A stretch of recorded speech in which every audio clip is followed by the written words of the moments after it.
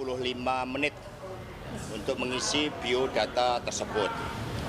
Dan kemudian suasananya sangat nyaman, penyidiknya Pak Alfred sangat baik, dan saya tidak kedinginan karena ruangannya sudah lebih hangat, mendapatkan kopi dan juga makan siang gado-gado cemara.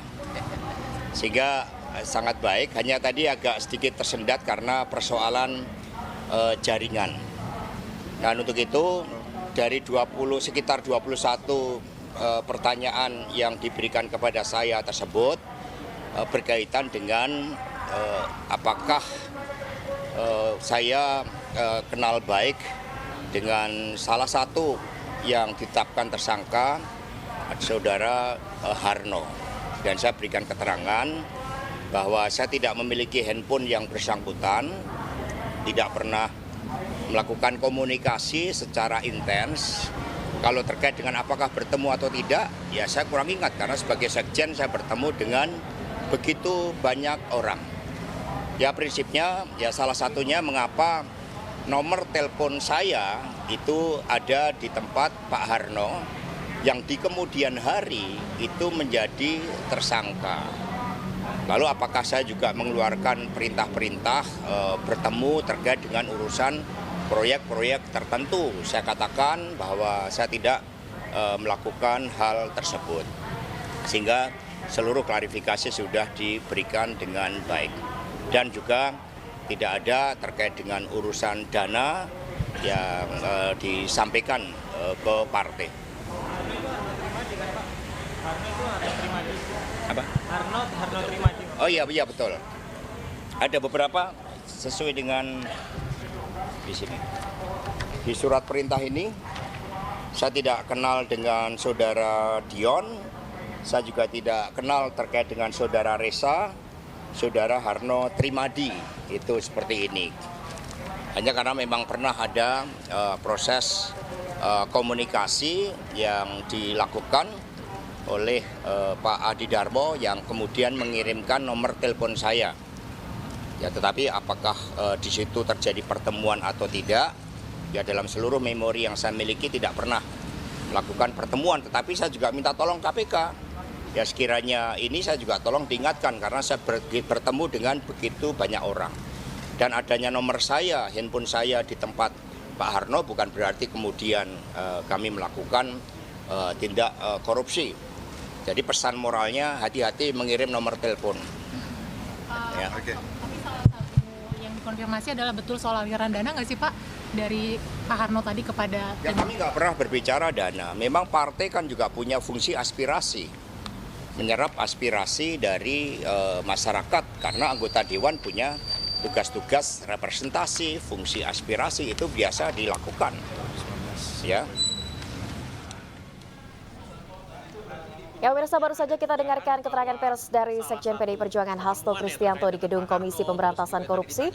Dan saat ini kami juga masih mencoba mengkonfirmasi kepada Hasto Kristianto terkait dengan putusan Mahkamah Konstitusi yang saat ini sudah mengabulkan gugatan partai politik yang tidak memenuhi ambang batas boleh mengajukan calon di Pilkada serentak 2024. Mau diatur pertemuan dengan saya dan kemudian nomor handphone saya dikirim. Seperti itu. Tidak. Soal Pak Budi Karya Sumadi atau Pak Erick Thohir nggak ditanyain? Oh tidak, ya karena memang Pak Adi Darmo saat itu selaku Kepala Sekretariat Tim Pemenangan memang sering kami tugaskan untuk bertemu dengan para menteri yang memang bergotong royong di dalam Pilpres. Kalau saja Pak, pertemuan itu selaku ketua kampanye itu Pak Erick Thohir seharusnya tahu ya Mas ya berarti? Kan beberapa menteri kita masukkan di dalam tim pemenangan Pak Jokowi ke Haji Ma'ruf Amin. Jadi kami ini biasa, beberapa yang masuk ya kami lakukan koordinasi. Disitulah asal muasal Pak Adi Darmo kenal baik dengan Pak Budi Karya. Lalu juga ditanyakan apakah saya pernah bertemu dengan Pak Budi Karya, ya pernah bertemu, beliau sebagai menteri. Kami beberapa kali mengundang di acara partai untuk program desa wisata misalnya. Karena dalam desa wisata itu ada fungsi-fungsi terkait dengan perhubungan. Jadi fungsi dalam rangka tugas dan membangun negara. Pak dari KPK Pak, soal aliran dana itu apakah betul itu terkait dengan Tidak ada aliran dana ya. turunan dana Jadi nggak ada aliran dana. Tidak ada pertanyaan terkait dengan aliran dana. Saya tadi yang bertanya justru. Saya justru bertanya apakah kalau ini harusnya rahasia atau tidak, apakah ada aliran dana? Oh, dikatakan tidak ada. Mas, soal Putusan MK. 60 dan 70, Mas.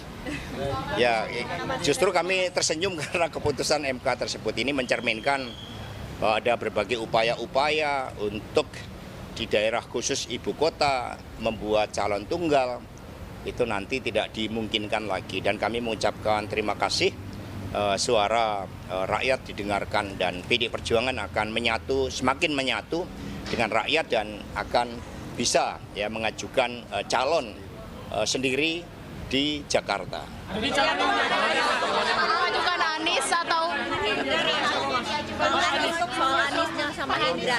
Ya kan calon sendiri bisa mengajukan. Ya nanti kita lihat aspirasi rakyat. Ini kan suatu keputusan yang memberikan angin segar. Sehingga kami langsung berdialog untuk melihat bagaimana harapan-harapan rakyat tersebut. Penetapan. Tanggal 27 sampai tanggal 29.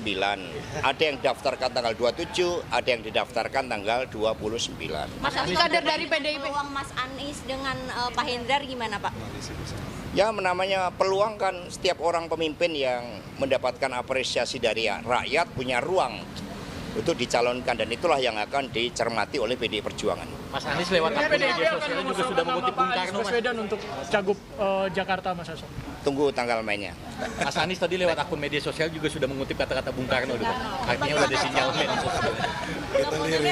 Ya Bung Karno kan proklamator bangsa, bapak bangsa. Apalagi di dalam pidato Ibu Mega sebagai inspektur upacara menegaskan Bung Karno ini dalam perspektif geopolitik itu peran kepemimpinannya membebaskan bangsa-bangsa Asia Afrika terutama bangsa-bangsa Islam dan kemudian Bung Karno mendapat gelar pendekar dan pahlawan bangsa Islam sehingga inilah yang kemudian Pak Anies memberikan apresiasi dan kami terima karena Bung Karno adalah bapak bangsa kita semua. Mas Hasto ini kan yang mengajukan Partai Gelora sama Partai Buruh itu dari DPP PDIP apakah menyampaikan terima kasih ke kedua partai itu? Ya ini selalu keadilan itu akan mendapatkan jalannya dan melalui Partai Gelora, Partai Buruh kami mengucapkan terima kasih. Tapi setelah itu akan ada komunikasi lebih lanjut dan lebih intens dengan Pak Anies? Akan lebih lanjut dilakukan komunikasi, bahkan kemarin Pak Baskara juga sudah melakukan komunikasi. Siap lawan 12 partai, Mas? Kita kan bersama dengan rakyat. Ya, yang kita lawan ini ya mereka ya judi online ya kita harus lawan. Gembong-gembongnya harus kita lawan. Kami dukung KPK agar bisa menangkap gembong judi online, gembong tambang ilegal, gembong untuk narkoba, gembong untuk kejahatan perbankan. Itu yang kami dukung sepenuhnya. Agar KPK fokus juga pada kasus-kasus besar yang merugikan bangsa dan negara. Mas Hasto, PDIP akan mengumumkan calon yang akan diusung kapan nih? Ya nanti kita umumkan ya. Mas Hasto soal calon independen dan Mahfud itu kan KPUD mengambil langkah justru mengurangi KTP-nya bukan PDIP seperti apa Pak? Jadi berpolitik itu atas dasar etika dan moral. Satu saja KTP ada yang dimanipulasi, itu udah pelanggaran etika berat. Jadi jangan sampai kita biarkan negeri ini, kata Pak Haidar Nasir, Ketua Umum Muhammadiyah, jangan sampai negeri ini kehilangan jiwa dan raga terpisah, lalu etika dan moral ditinggalkan. Maka seruan-seruan kebenaran ini harus kita buka ruang, termasuk dalam pilkada, termasuk agar pilkada tidak menjadi objek dalam mobilisasi kekuasaan untuk calon-calon tertentu. Karena kami mendapat laporan ada satu daerah yang karena kaya dengan tambang, lalu diusahakan calon tunggal. Calon tunggal dari PD Perjuangan juga ada, tetapi ini melalui kerja keras, melalui pengakuan dari rakyat, bukan mobilisasi kekuasaan, bukan menggunakan hukum sebagai alat intimidasi. Mas Hasto, terkait dengan keputusan MK, apakah Bu Mega sudah mengetahui dan bagaimana respon Bu Mega? Kan tadi nggak boleh bawa telepon, jadi belum komunikasi. Jadi nanti di pilkada mau Pak Anies atau dari kader PDIP sendiri nih? Ya kita akan dorong calon-calon terbaik yang mampu membangun negara kita melalui pembangunan di daerah, dan itu mendapatkan legitimasi dukungan kuat dari rakyat. Itu sikap dari PDI Perjuangan yang sejak dulu kokoh di dalam mengawal jalan kerakyatan ini, sehingga rakyat yang berdaulat untuk menentukan pemimpin jangan sia-siakan hak rakyat itu hanya karena bansos, hanya karena intimidasi, hanya karena calonnya ini anak si A, anak si B yang merupakan pejabat negara. Tapi gunakan dengan nurani untuk memilih pemimpin yang betul-betul membawa kemajuan daerahnya karena rekam jejaknya yang sangat baik sebagai pemimpin. Bu Mega terhadap Pak Anies itu bagaimana? Pendaftaran saat penetapan calon bukan saat pelantikan itu gimana Mas Hasto tanggapannya? Ya itu bagian dari keadilan bahwa usia itu menunjukkan kematangan kepemimpinan seseorang. Tapi pandangan Bu Mega terhadap Pak Anies sendiri itu bagaimana? Pak Anies Baswedan itu putra, ya tokoh pahlawan. Ya Pak Baswedan itu beliau juga dikenal perjuangannya di BPUPK. Masa boleh minta tanggapan nggak sih soal 10 senior Golkar ini teken surat buat mendorong Pak Jokowi jadi ketum Golkar? Saya tanggapannya Pak. Ya itu Tania yang mengusulkan. Oke, makasih. Siap. Mengenai pilkada di wilayah Banten, kemarin Golkar mengatakan kalau mereka bakal mengurungkan pencalonan Airin di wilayah Banten. Apakah PDI juga akan mencabut itu? Ya itu kewenangan dari Partai Golkar, tapi aspirasi dari rakyat banyak yang membuat deklarasi untuk Airin dan Ade Sumardi. Itu aspirasi yang berkembang dari bawah. Mas Hasto, ini putusan MK juga menyatakan artinya Mas Kaisang juga gagal gitu untuk maju di Pilgub. Saya nggak dengar. Kalau Mas Kaisang gagal. Gitu. Oh ya, jadi gagal tidaknya itu kan seseorang melalui ujian-ujian Ya sejarah. pemirsa, baru saja kita dengarkan keterangan pers dari Sekjen PDI Perjuangan Hasto Kristianto langsung dari Gedung Komisi Pemberantasan Korupsi Jakarta, di mana tadi Hasto menyampaikan apresiasi atas putusan dari Mahkamah Konstitusi yang telah mengetok palu mengubah syarat pencalonan pilkada serentak 2024, di mana saat ini partai politik yang tidak memiliki kursi di DPRD bisa mengusung calon gubernur maupun calon wakil gubernur. Hasto menyampaikan ini merupakan angin segar bagi partainya, dan nantinya juga PDI Perjuangan akan mengusung calonnya sendiri. Namun terkait siapa yang diusung, terutama untuk Pilkada Jakarta, Hasto meminta publik untuk menunggu hingga tahap pendaftaran pada 27 Agustus hingga 29 Agustus 2024 mendatang.